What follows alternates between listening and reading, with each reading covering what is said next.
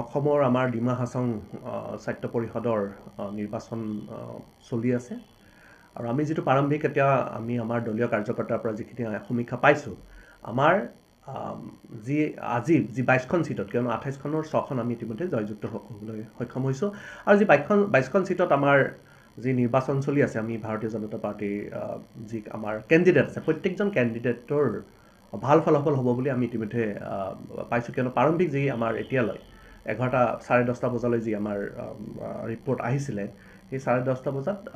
এতিয়া প্ৰায় 11টা বাজিলে আৰু এতিয়ালৈ আমাৰ ভাৰতীয় জনতা পাৰ্টীৰ আমি যি ৰিপৰ্ট পাইছোঁ আমাৰ দলীয় কাৰ্যকৰ্তাৰ পৰা